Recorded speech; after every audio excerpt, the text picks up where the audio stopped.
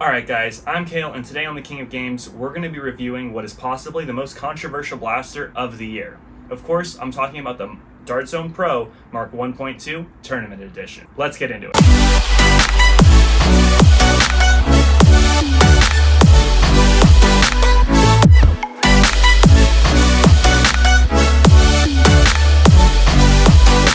Okay, so to fully understand the scope of things, we're going to have to go over two things before we can review this blaster. One, we're going to go over the naming structure so you're not confused on what blaster is what. And two, we're going to go over the drama that is surrounding this blaster so that we can set that aside and observe the blaster objectively. Now, spoiler alert, I'm going to tell you right now, this blaster is actually really good and it's getting a lot of hate from people who don't want to admit it's good because they're still salty. But I have a hard time blaming them for being salty. I mean, I'm still salty about it. But I still want you guys to know what this blaster is like objectively.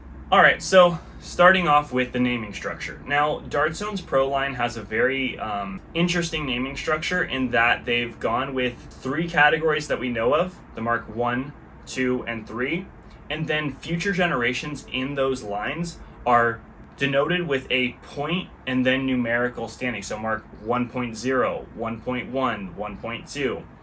And the reason why that can be sometimes confusing is you have issues with this year's generation being the third generation of the Mark 1 and the second generation of the Mark 2 coming out at the same time. And what that leaves you with is two blasters, Mark 1.2 and 2.1. And it's very easy for people to swap the numbers. It happens all the time, and I've been hearing it a bunch lately. Now that you understand the naming scheme, let's move on to the drama that is related to that, starting with the Dart Zone Pro Tour.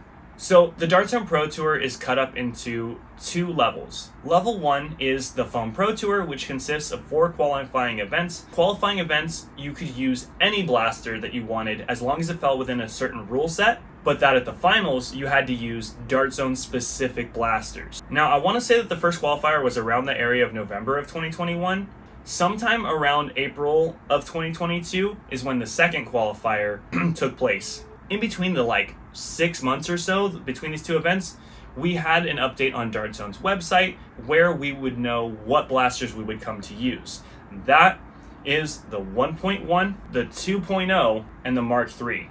After Qualifier 3, but before Qualifier 4, Drac released the video explaining the exact pools that we would receive for the Dart Zone Pro Tournament Finals. The blaster pool that's announced is as follows: 2 Mark 1.2s, 2 Mark 3s, and 1 Mark 2.1, along with 1 Mark 2. 5 players, 6 blasters, which means a minimum of 1 player has to take a 1.2. So there was no getting around using the 1.2. Next is Qualifier 4. Qualifier 4 happens just a few days before the finals.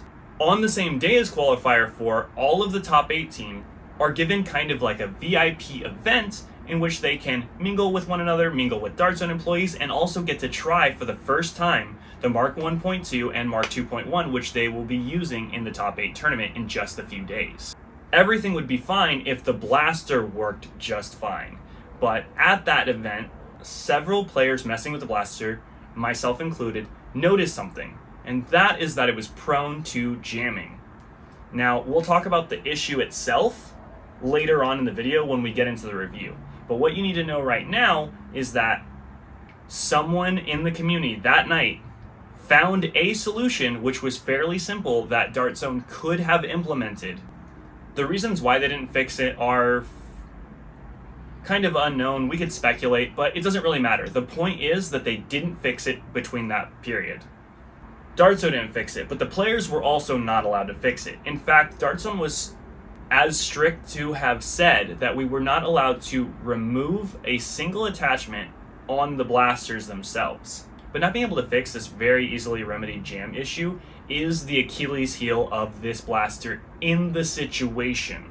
Just about every team jammed at least one of theirs while they were playing, and one team jammed theirs so bad it had to be replaced with a different blaster entirely. And that caused some drama of its own. But we're not here to talk about that today. And when they expressed these issues, they were told by some of the event staff that it was simply an issue of skill. These teams and the players on them were selected as the top 8 teams in the country by a method which Dart Zone was in charge of. if they can't use it properly, the average player is not going to be able to use it properly either. What this implies is that they didn't do enough testing. This blaster may have been rushed on production, and it's one of the reasons why we didn't know it was going to be the blaster we were using until right before the tournament. So now that you know all these things, I'm going to go ahead and get into the actual review, and it really sucks that there's so much drama related to this that I even have to do this kind of like introduction before I can even properly review the blaster and give it a chance on its own merits. And this is what I have to do in order for you to understand why a bunch of people are going to say this blaster sucks and I'm going to say it's good. That's not to say this blaster was without quirks, but without further ado, let's get into the review itself, starting with the box. That's right, the box. Usually I don't care too much about the packaging. I've mentioned it a few other times when there's particularly cool packaging, but the packaging is part of the appeal with this blaster. If you order this blaster and it doesn't come in this box, I wouldn't worry too much just yet, because this box is usually shipped within another box that is much more plain looking. And I really like that they did this because it shows that this item is being valued as a collector's item. When I've ordered previous collector items, Nerf branded blasters from other retailers, generally it will ship in this box. So imagine someone just slaps some stickers on this actual box, ships it, it gets smacked around in UPS or FedEx or however it's shipped. Then it gets to you, your collector's box, beaten to hell and covered in stickers you have to rip off and possibly damage the box. Not cool. So I really like that they did that. Don't be alarmed if you receive your box and it looks like just a brown box. Open it up and you'll find this box inside. And it's got this cool little carrying handle, which is nice if you wanted to carry the blaster around to events and stuff. Now let's open it up.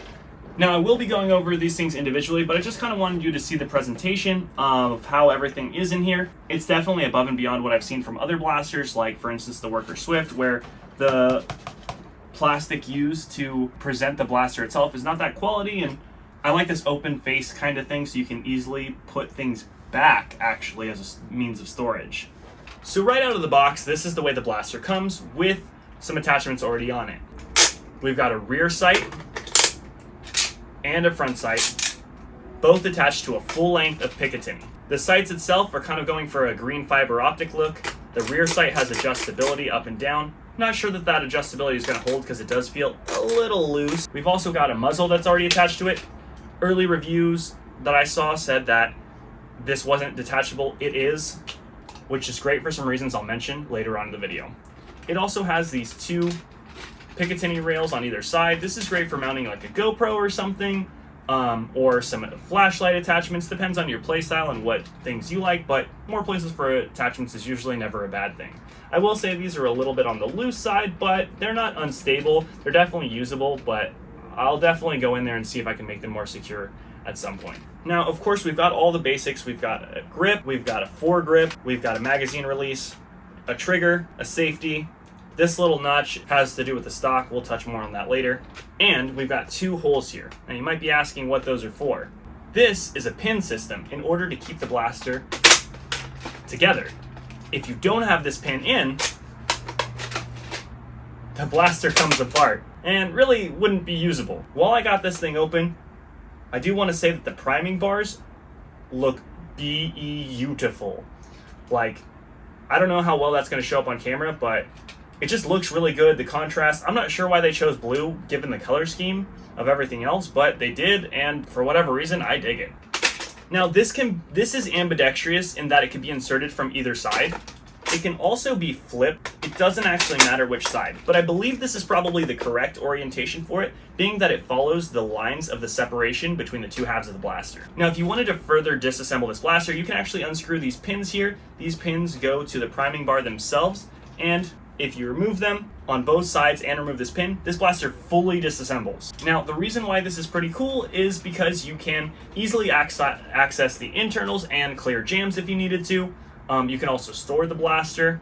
In previous versions, these were individual pins that you had to put in, so there wasn't one single handle connecting them, which made them not quite as quick to remove because you'd have to remove them one at a time. They also had these little rings hanging off them, were really jangly, and although the blaster itself did feel pretty like premium in terms of build quality, that jangliness made it sound a little less premium. There are rubberized textures here on the grips. I know some people have mentioned complaining that they spin on them, but I really haven't had that issue. If I do, I'll update you guys more in the future. Maybe it's a wear thing. Now, you'll also notice moving to the back of this blaster that there is what looks like, and you'd be correct if you assumed it was, an N-Strike stock attachment point, which is a really wild move for a pro-level blaster.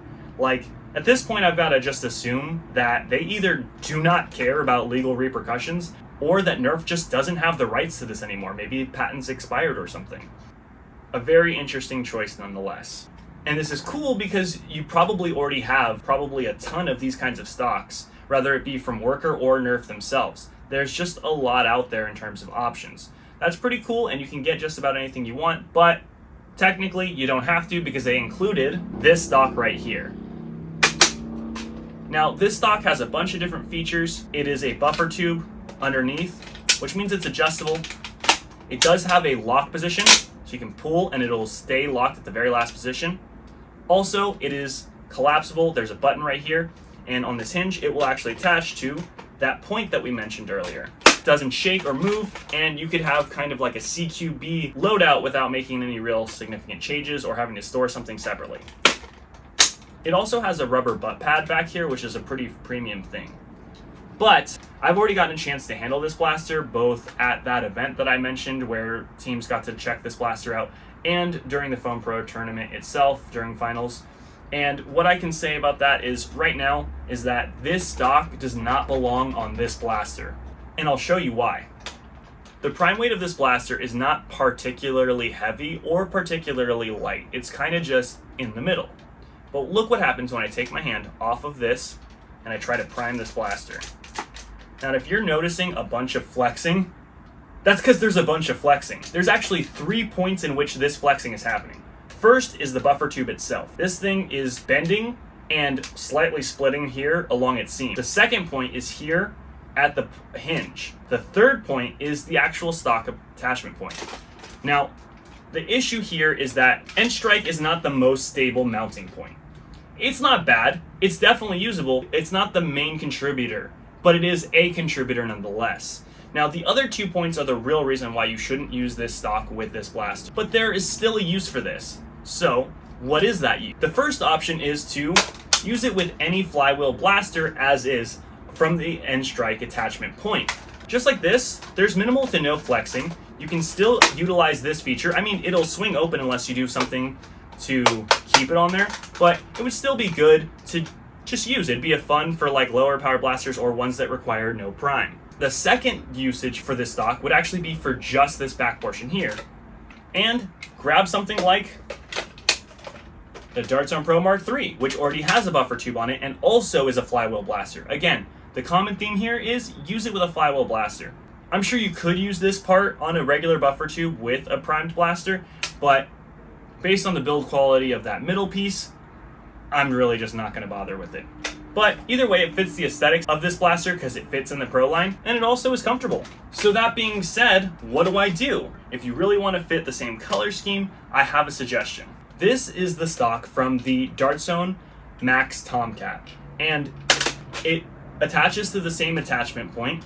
It's significantly sturdier, still has adjustability, and even comes with this cool cheek riser. In my opinion, something like this or this exact stock should have been what came with this blaster if it was going to have an N-Strike attachment. I'm not going to mess around and break that other stock, which I know is what's going to happen from experience if I use it with this blaster during testing. So whenever you see me firing the blaster in the future test coming up, it will be with this stock. But for the rest of the video, when I'm not actually firing it, I'm going to put the regular stock back on. Anyways, let's move on to what else comes in with the blaster. This blaster comes with not one, but 2 half-length Dart Zone Pro mags. Now, the thing that's cool about this iteration of it is that it has a less raised texture than the one that came with the Mark II. So although it's compatible with the Mark III, it's going to be a lot easier to get this in and out of your tactical gear or your pockets because the ridges are just much less pronounced. It also comes with this mag adapter because, as you would guess, that's right, it still takes full-length darts. Which means you can do comical things like this. But drum magazines, especially this 50-round magazine from the Titan and the offset 35 round magazines or any of the offset ones are going to get in the way of your priming. So realistically, you probably shouldn't use that. Instead, you should probably use something like this, which is just a regular full-length magazine if you want to use full lengths. Now, a lot of people don't like that they didn't make this half dart exclusive, but I'm going to straight out disagree. I think that as long as it doesn't affect the half dart performance, having more options is never really a bad thing, in my opinion. And they've gotten rid of the slop that existed with previous iterations, as well as the Nexus and Max Striker. So I really don't see a downside in them including that anymore. That being said, you really should be using half lengths with this blaster. Speaking of half lengths, this blaster also comes with 30 rounds of the Dart Zone Pro Bamboos 2.0. In the box, you also get 2 replacement O-rings, which is something that Dart Zone's been doing for quite some time now. They even do it with a lot of their economy blasters, so please keep doing this, Dart Zone. Another thing that this blaster comes with is a downgrade spring. The stronger spring is already installed in the blaster. Last but not least, there is a pair of eye protection included with the blaster. But yeah, back to the blaster. Now, aside from the stock issue, there's one other issue that I should mention that I'm not even gonna bother testing, and what that is the jamming issue. Now, I've used this blaster before that when it was stock, and the jamming issue is very, very prevalent. I don't even recommend that you bother with the blaster until you fix this issue. Now, there are 2 ways to fix it, and they're both extremely easy. First is the Silly Butts version. That is the way in which you pull the pin on this, open this up, and then in here there's this little ridge of plastic, and what you want to do is you want to trim a section out that allows the dart guide to pass through. I've already gone ahead with the second option, which is to remove the dart guide completely. Again, this is something you do not have to disassemble the blaster to do. All you do is flip the blaster over to this side, and you'll see that there's a screw visible from the breech window. All you have to do is stick a screwdriver in there, put a little bit of pressure, and unscrew it. Then turn the blaster, shake it about, get the screw out, and then possibly pull this pin and wiggle the dart guide out. Again, you don't have to unscrew anything or assemble anything if you don't want to. It's pretty easy, and it takes about 15 to 30 seconds to get it all done. I can say firmly that once I've done this issue, I have had none or next to none jamming issues that I can remember, both through gameplay and through the testing that we did. Now that we have this thing completely assembled, I do really like the aesthetic, and I'm excited to get this thing over the range and see how it performs. Let's get to it. All right, we got 5 of the Shorty Bamboos loaded up. We're gonna throw them over the chronograph and see how it fires.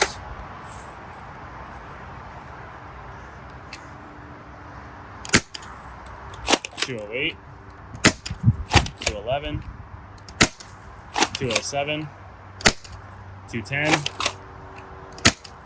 and 205. All right, now as you can see, we've got 5 max darts. Let's see what the results are. 199, 209, 202, 197, 191. All right, we're gonna go ahead and run some of the worker HEs over the chronograph and see how that does. 184, 195, duplicate 185, 196, 193. Now, as you already know, I'm a huge fan of If You Could, You Should, so let's see if Arrival fits in there. Seems to fit. Let's fire it.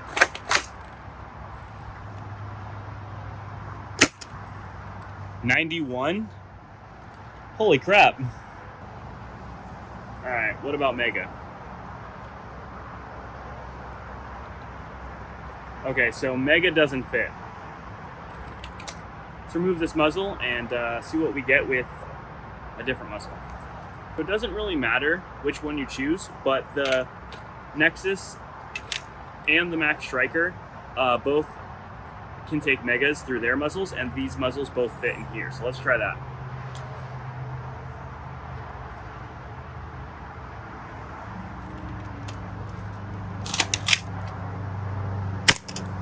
.64. Let's just try the other one just in case there's a difference.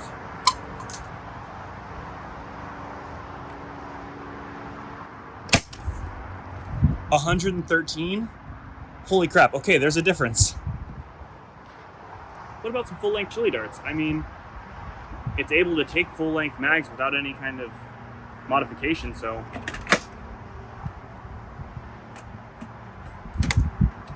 Let's see. 196. Not bad.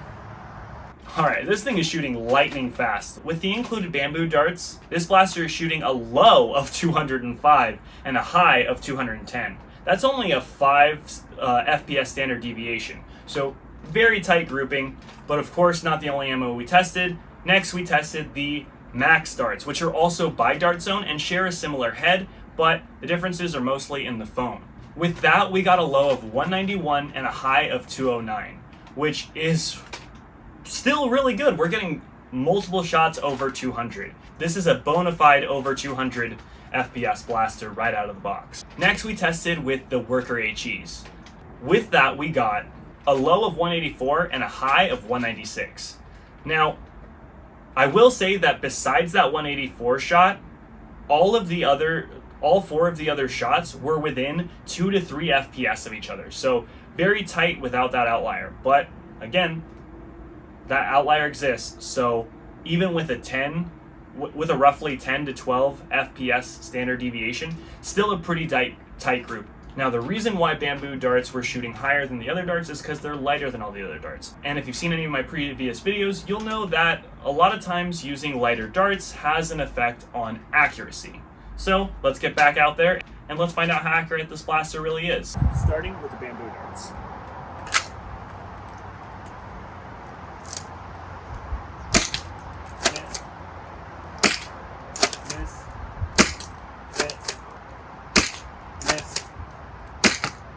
Miss. Oh, that one was rough. All right, next we're gonna do some max darts. Hit. Miss. Hit. Hit. Hit. Oh, actually, I think that was a miss. All right, screw it. Now we're gonna do some Worker HEs as well. Hit. Hit. Hit. Hit. Hit. That's all of them. Alright, screw it. Let's try some full lengths too. See how accurate those are. Hit. Ooh, miss. Oh. Did you see that? That was terrible. Okay. Hit. Ooh, very close.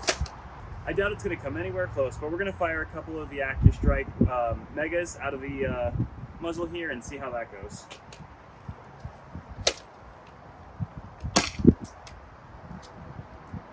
That's pretty good, actually, all things considered. Yeah, again, I'm actually pretty impressed with that, but like most dedicated Mega Blasters don't shoot that good stock. Let's try some rival rounds. That almost made it. I'm going to try arcing this next shot, and I think I might be able to make it in there. Hey! Woo! That was a good one. All right, well, let's go back inside and give you some of my final thoughts. All right, so we're back off the range. We tested at 50 feet, and the results were this blaster with the included ammo, which is the bamboo darts, had 2 out of 5 shots. That's not really very good. But it's kind of what I've come to expect out of bamboo darts. They just veer off more. And that's why you'll see sometimes the wild fishtailing, both in this review and in other reviews with those darts. Some shots hit the rim of the target, and if that was a person, it would have hit them. But the requirement, the way that we do testing, is that the dart goes into that opening, so it stays as is, 2 out of 5. Next up is the max darts. So the max darts scored a 3 out of 5. Now, without rifling, anything over 50% is pretty good in my opinion for a stock blaster. Yeah, definitely use max darts if you want to buy something off the shelf. They're cheaper than bamboo darts anyways. Last but not least, we have Worker HEs.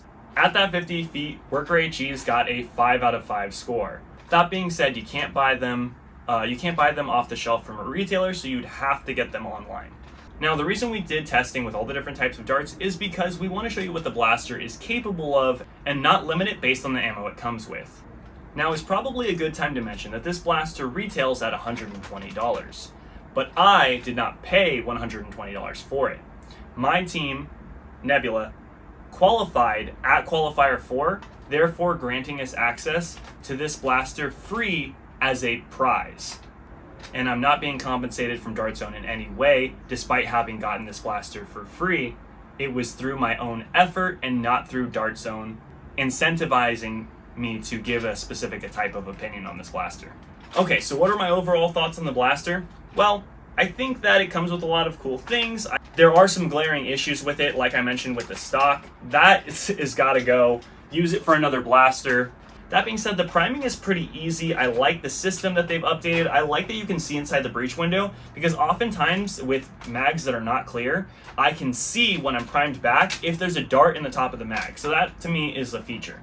I also like the way that this is a quick pull. I can get in there, I can clear jams, and once the jam situation that causes a lot of jams is fixed, I really don't have to get in there that much anyways, but when I have had to get in there, even with the jam situation, that was a nice feature to have. There are a few issues that people have had with their hands bumping in here, but you know, you can remove this and attach whatever things you want, customize this however you want. They definitely left room for a lot of that stuff. You can use full length, half length.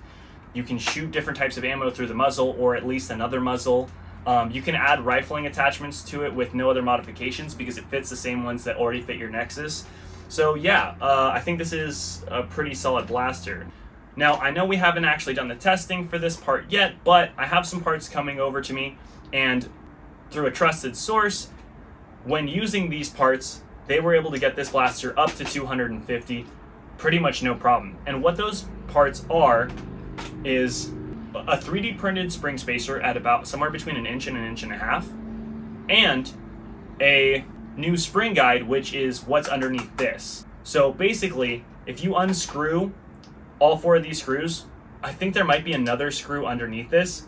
You can twist off the spring guide and pull it out, and you have access to the spring. Not quite as easy as the Nexus Pro, but definitely not difficult. Once you throw in that 3D printed piece, you can get to 250 with this blaster. And that is not something that is easily, cheaply, or quickly achieved with readily available parts from a Nexus Pro. And it's not done with an easy prime, that's for sure. Prime weight is important because I play generally like all day if I'm gonna play. So yeah, I'm definitely gonna recommend this one to people who want something at this power level or want to start modding at this power level to go beyond. Another side note is that with this mag adapter, you can actually take Talon mags and Katana mags as well as the mags that come with this blaster. So the interchangeability is pretty good. There is only one blaster that I could think of that I would really recommend to a lot of people that's currently on the shelf that I would say like maybe get that instead of this. And that is the Dart Zone Max Tomcat. This one is the one that I reviewed. If you want to see that review, I'll leave a link up here somewhere. But since I reviewed it, I've made some changes. Right here, we've got the Talon mag adapter from Bobo Innovations. So this is really cool. Design switch. I know the reason why you might get this blaster is because of the mag drum, but if you switch to this design, it becomes much more comparable to something like the Mark 1.2. It's not expensive to get this made. You can either buy it from someone or you can buy the files from Bobo directly and you can print it yourself or have someone print it for you. Either way, even if this costs you like a max of like $25 to like buy the file and then pay someone to print it, it's definitely puts you under the price tag of a Mark 1.2. The stock that I'm recommending and wish came with the Mark 1.2 comes with this blaster, for God's sake. It is a little bit smaller overall. The prime is pretty similar. The power numbers are not quite as good. This thing kind of hits a range of 158 to 190 to my testing, kind of inconsistently, and sits somewhere around an average of 170, so that is 30 FPS less. But again, I would probably recommend this over a Nexus Pro.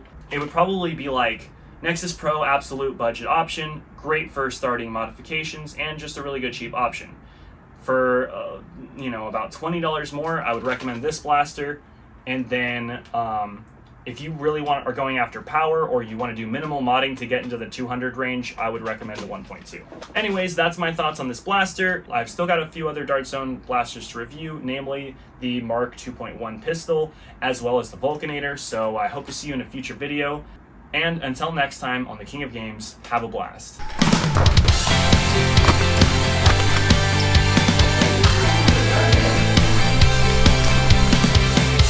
Let me know when I can get it.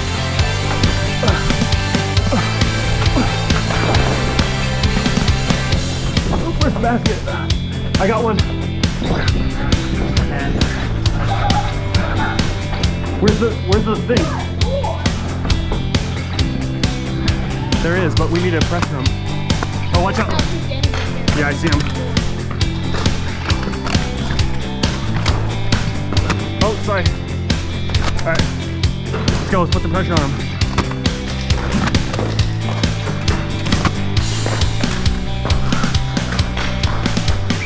Okay, watch out.